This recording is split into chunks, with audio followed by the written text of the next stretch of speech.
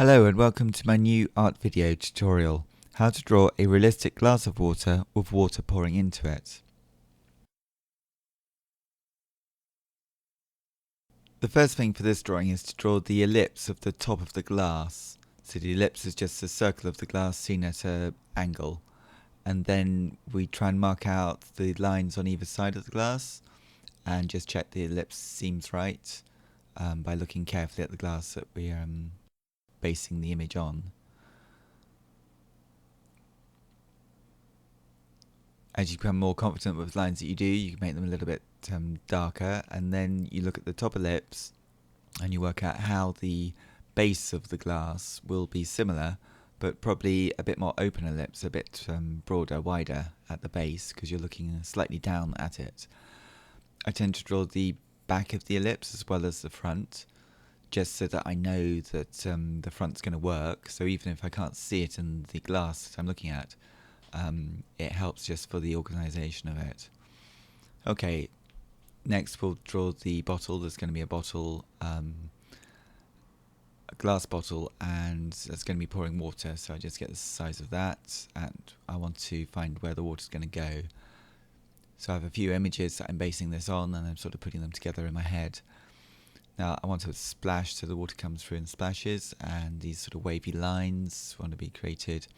Again, moving the pencil around various different areas, the top of the bottle, do a little bit of detail on that, get the shape of the edge of the bottle, and just make sure that the sort of shape between the glass and the bottle makes a pleasant sort of composition just where the basic elements of the image are in relation to each other. I draw a line that I just make up at the back, just so it's not a glass sort of floating on the massive endless table.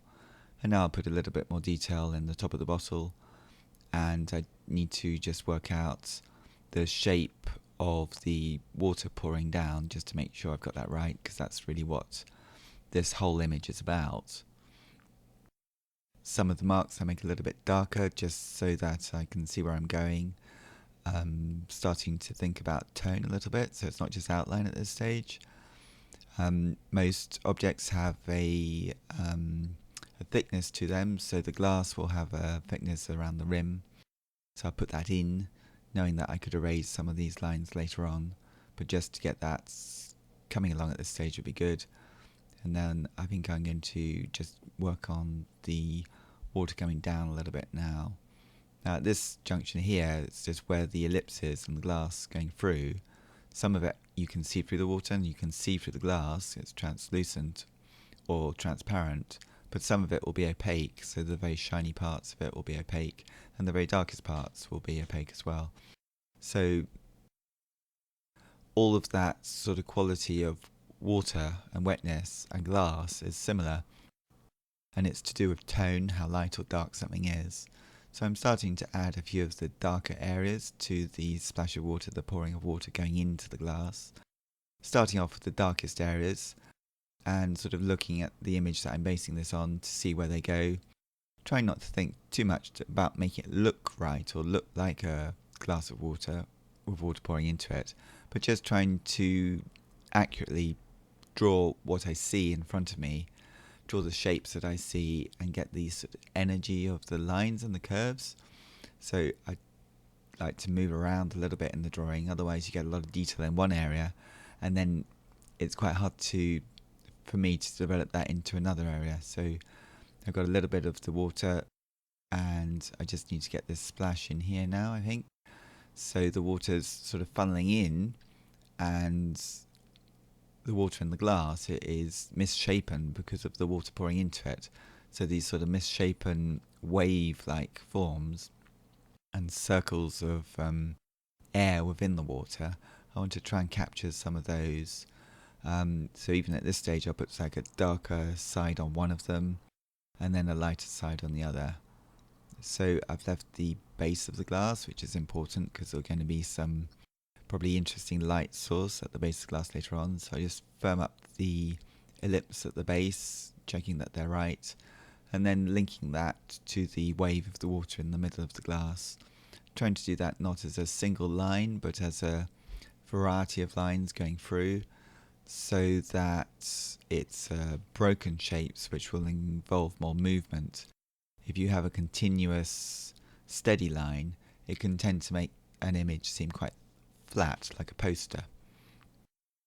So the next step is to work into the water area here. So obviously the force of water is pushing through, we're going to get bubbles, we're going to get lots of shapes which don't really make sense, but again, it's best just to draw what you see and not try and make sense of them, but just trust that if you draw what you see, they will look like glass and it will look like water, because things are weird shapes, and you just draw what you see, and that should be fine. So it's turning more into a tonal drawing at this stage. I'm trying to look at the smaller areas and just blocking them in and trying to see the shapes.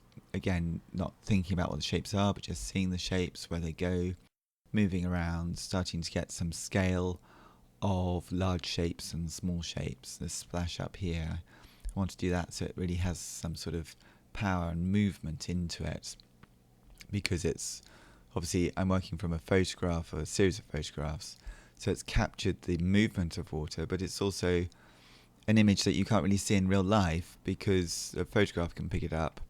But if you were to look at it, I took some photographs, and the water spills over, and it's all in movement, isn't it? So we're capturing something which is a still representation of something that's moving.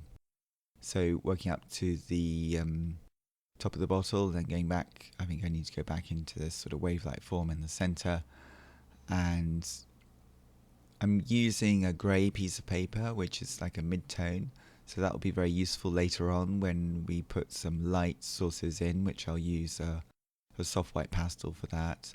The pencil I'm using at this stage is a 4B pencil. I like those because they can make a fine, thin line if they're quite sharp. And then if you want to go into tone, you don't need to change the pencil around. You can just continue with the pencil that you've got, and they'll make a really dark, solid tone and a good grade between one and the other. So looking at the edges of things at this stage and some of the smaller things, there are some reflective lines in the glass going down. I'm not quite sure how many of those I want to put in. So anything that I'm not sure if I want to put in at this stage, I won't put in. I just do the things that really seem necessary, or the things that I really notice first. And with all drawing, sometimes it's a point of not actually drawing everything you see, drawing what you see, but maybe not everything. So you have to edit what you see a little bit, because the world's three-dimensional and art drawing is generally two-dimensional. So you're simplifying it an awful lot anyway, just to get it into 2 dimensions. So as a artist, you have to think about how you're going to simplify what you see, but still being true and honest to what's there. So this bit here that I'm doing now is going to be where there's like a pool of light coming through there. And so I'm thinking ahead without actually doing some of the drawing, thinking about the next steps that are going to be coming along. So I'm starting to add a little bit of mid-tone here. I think that would be good to do, but I don't want to do too much. Do a little bit on this side as well and bring it down, knowing that if I do the dark tones and mid-tones for most of this drawing, and then just towards the end of the drawing I'll put in the lightest tones, sort of glints of light and things like that. So again, some of these shapes are going to overlap and some of them are going to be behind other shapes. It's just trusting the shapes that you see and sort of going for the essential ones. And when you put your pencil down, it's quite a good idea to think about how you place it as it goes down and how you pick the pencil up as you take it off the paper as well. I think that just helps with the drawing, so that each shape that you do has a sort of fluid, if it's necessary for that, it has a sort of fluid sense to it. So now we've got quite a lot of the darker or more obvious darker shapes that I can see, and I'm putting in some of the more of the mid-tones going through. And it's getting quite intricate and detailed. And detail just comes from looking carefully at smaller bits. Obviously in the first few moments of this drawing I did the basic shapes, and now we're doing the basic tones. And we'll need to complicate it up a little bit soon. That will really happen just by continuing doing what we're doing. but finding more and more dark areas and mid-tone areas, and it will probably get more confusing. So again, I try not to think about it too much, just draw what I see. I'm going to use an eraser, so I use an eraser to get off some of the lines that I don't need anymore. And sometimes you can actually draw with the eraser to smudge in the direction that you need to make the image that you want. And it's a very good thing to unify the image too, and just to clear it up, because sometimes an image can get messy if you want it to look quite sharp and crisp, which we probably want in this drawing at a later stage. So going back to the smaller details within the glass, doing small little dots, seem to be an awful lot of them. And going to start on another bit over here now, moving that along. So sometimes it's like a stillness within something that's moving. So if you have some things that are still, it's going to create more movement in the bits that are moving, hopefully. Just working on this small area here, and just come along here now a little bit more on this right hand side. And just trying to work out what the shapes are doing. I don't really want to have a firm edge outline to the glass, because often glass, the lines around glass, the outline of glass and water, or water falling down, it's not going to be a continuous dark line. It might be a line that is dark in some areas, and then perhaps is mid-tone, and then perhaps is very bright. So we see it as a line or an edge, but in actual fact it's a series of different tones. So going through here, building it up, it's starting to look a bit more like it has some volume within the water, the body of the water in the base of the glass. It's looking quite confused, but I think that's because the images that I'm working from are quite confused. It's a confusing thing. It's not like drawing a chessboard, but it's all sorted out. It's drawing something which is quite chaotic and things mixing within other things. So working down here, I think I need to create more of a base again, because I want the solidity of the base of the glass, but I want the fluidity of the water within it. So it's that combination of the two. So I really need to find these dark areas down here and work out what they're doing, and really trying to get the shapes of those as accurately as I possibly can, just by always just drawing what you see. It's just a habit, but if you really just draw what you see, it's never a bad thing. It's like the building block of any other form of art, really, because it enables you to concentrate and look more carefully at the world around you, because you've spent so much time just looking at something which most people wouldn't spend that long looking at and studying. So that's what we're doing here, and trying to work out how this water is actually hitting the water within the glass. So again, I'm trying to work out if some of these lines can disappear or become toned. So the line, it might be a thin pencil line, and then just break the tone down on one side. So it's starting to get some of the movement in here a little bit. I'm going to work on this flatter shapes over here on the left hand side and see where that goes. There are some areas within the glass that I want to keep quite still and not have anything much going on. I'm going to need the bottle top at the top of the drawing to look nice and solid, so that it contrasts with the water that's pouring down and through into the glass. So again, just looking at the tones.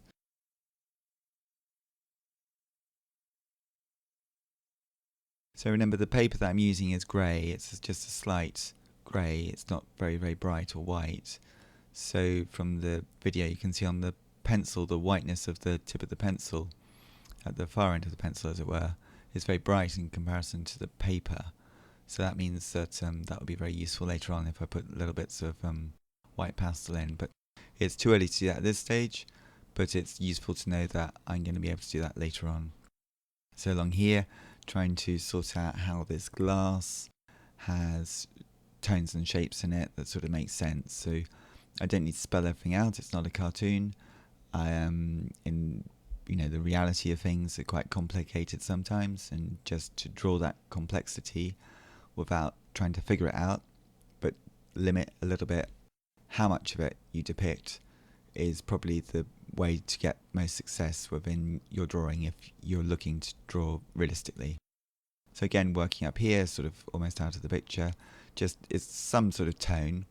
If you're unsure about what tone something is, I find it very useful to half close your eyes and sort of look through squinted eyes, and then you can actually see the tone of the object or photograph that you're looking at, and you can see how light or dark it is. Generally things are darker than they seem, and then it's a good way to see where the very, very lightest parts within the image that you're looking at are as well. Because when our eyes are fully open, there are lots of things which get in the way, colours and movement and things like that. So it's a good idea just to half close your eyes, and then you can sort of see the tonal values within the image that you're doing and also within the drawing that you're making, so you can check both of them.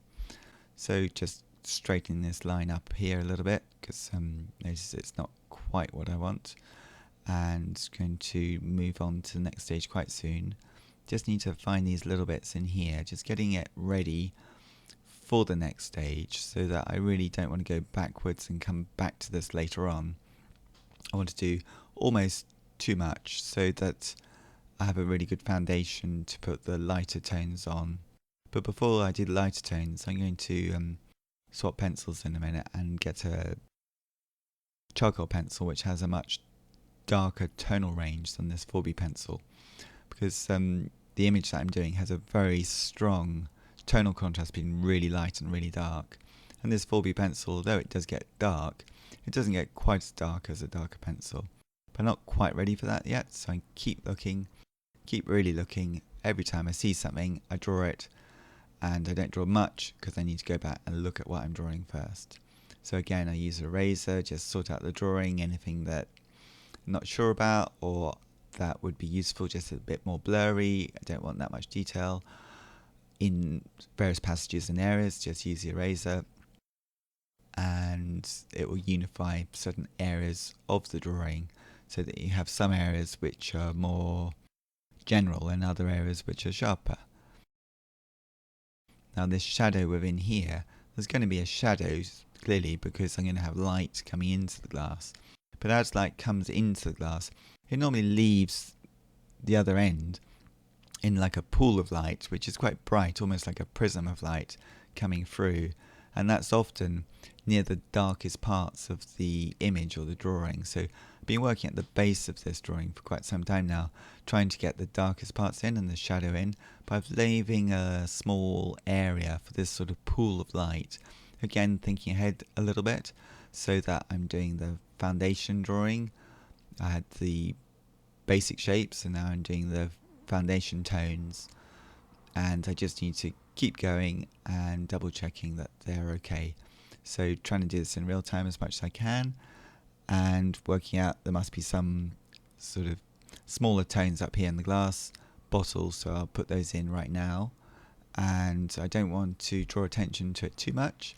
It sort of needs to just be there and work, rather than something that you look at too much, so that the attention of the drawing will be in the actual water pouring into the glass and the water moving and reflecting in the glass. So the bottle's important, but I don't want to draw attention to it too much, so I'm trying to use quite big areas within the actual glass bottle and focusing down, making it stiller at the end of the bottle with a wider tonal range.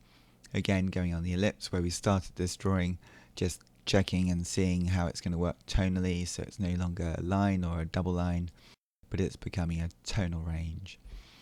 Okay, so the next step now is to get this darker charcoal pencil, and you can see straight away that it's creating a much firmer, darker area, which makes the darks I've just put in seem much more like their mid-tone.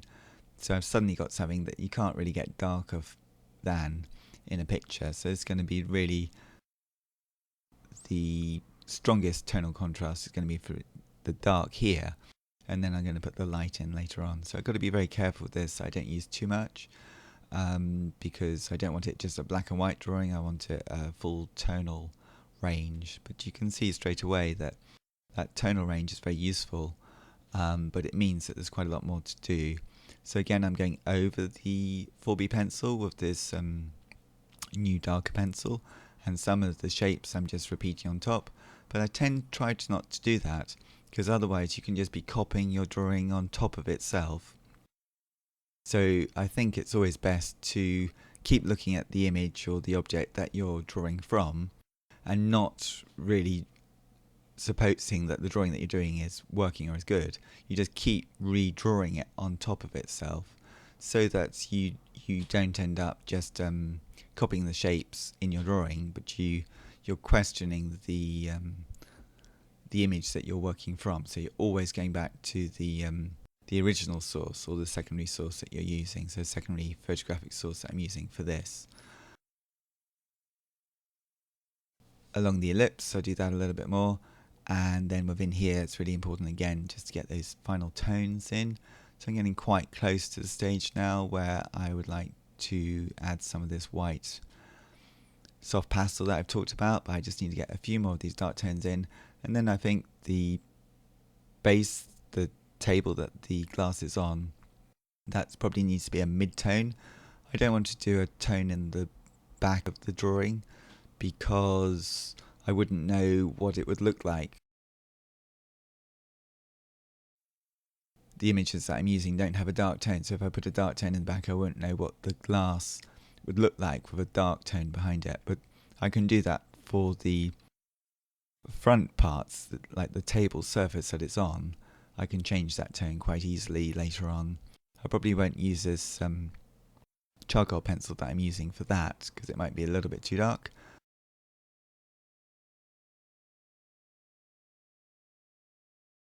I'll use it here. Let's use it here in the shadows, but for the actual table surface, I think I'll go back to using the 4B pencil.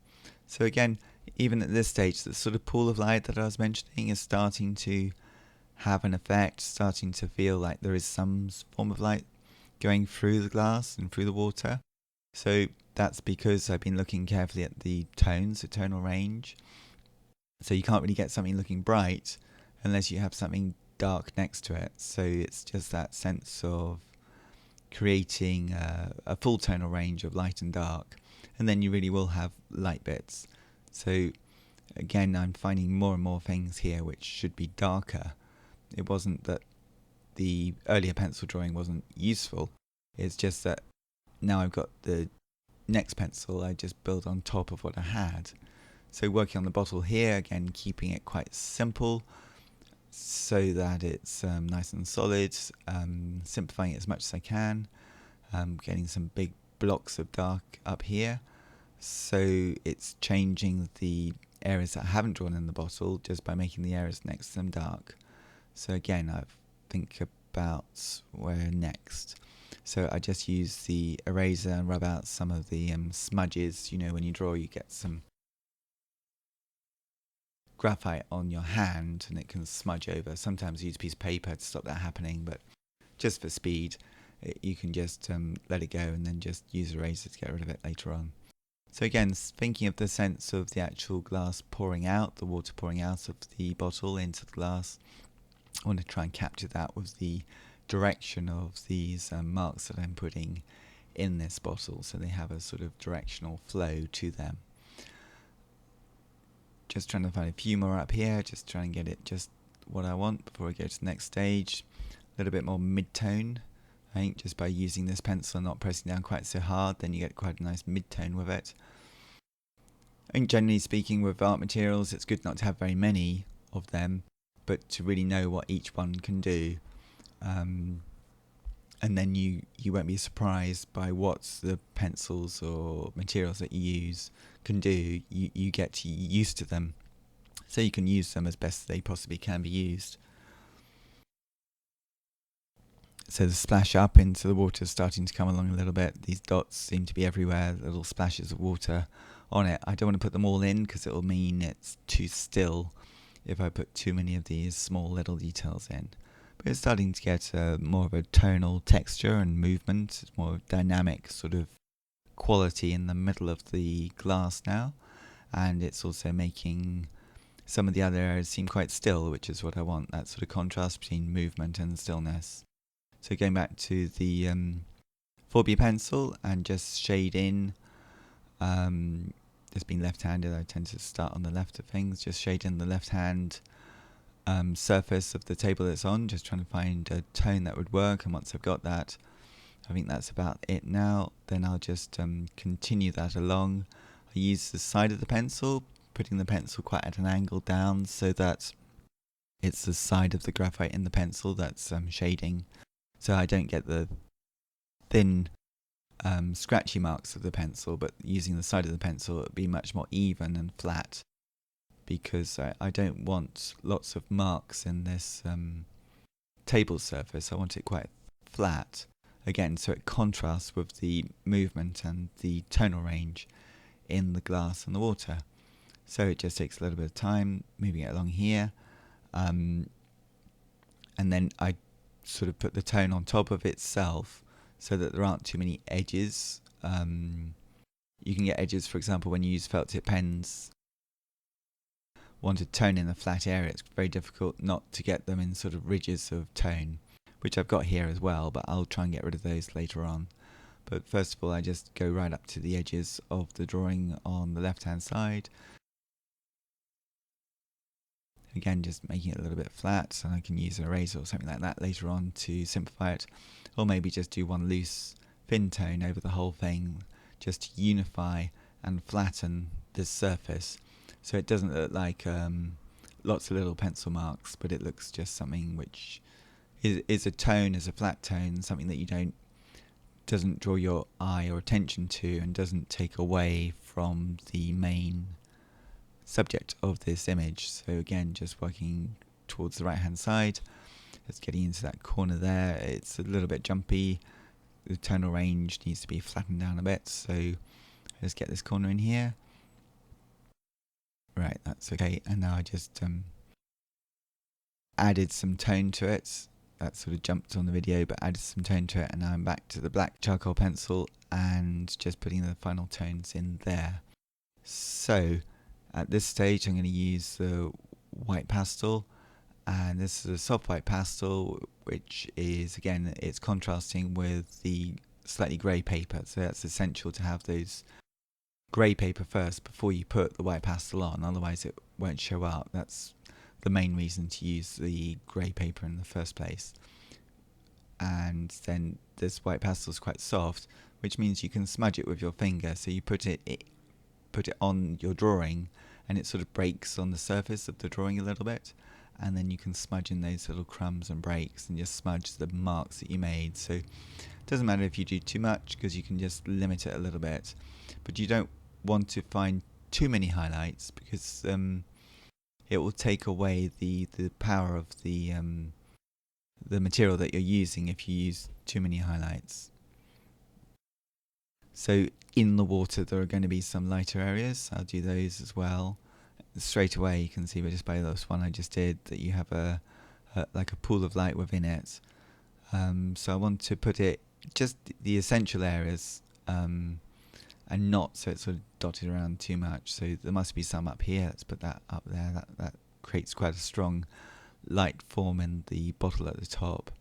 And now I just work into the glass here a little bit, and so doing the big basic shapes first. I don't want to do too much, because it being glass, you're going to see through it and you're going to see to the grey tone behind. So if I drew it all in as white, it would just, again, look a bit more like a poster and flat. So if you don't want something to be flat, it needs to be sort of graded. So just smudging that in with my finger now, and working on here, trying to see some more general areas, and working down here where I spent so much time on the darker tones. Now I can put this really light tone, so like I was saying, like almost like a torch or a prism, some light source really going through and creating the effect of directional light on this water pouring into a glass. So looking through here, some of these light sources are going to be weird thin shapes, and other ones are going to be graded tonal shapes. So just double checking here what I need to do. Don't want to do too much more at this stage. Let's get a little bit more in here and a little bit more up here. Again, because it's a white soft white pastel, you can just smudge it to almost get rid of it, so if it doesn't quite work. I don't like using a razor too much because if you know you can rub things out, I tend to lose focus a little bit, whereas if I know that I'm just going to do it straight, then I concentrate more. Okay, that's about it. I just do a little bit more in here, remembering all the time from the very beginning of the drawing and the basic shapes through to the limited tones and then the full tonal range, and then using the darker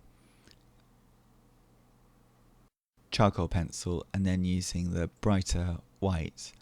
So I'm getting to the detail of the shapes and the detail of the tones just at the very end of the drawing. So oftentimes people like to draw the details and the complexity at the very, very beginning, but I think that it's always best to start with the really basic shapes and then basic tones, and then all these things that we notice at the beginning actually come into your drawing at the very end. So that's about it. I hope you like this drawing, and I hope you subscribe to Circle Line Art School for many, many more art videos, and see you next time. Thank you.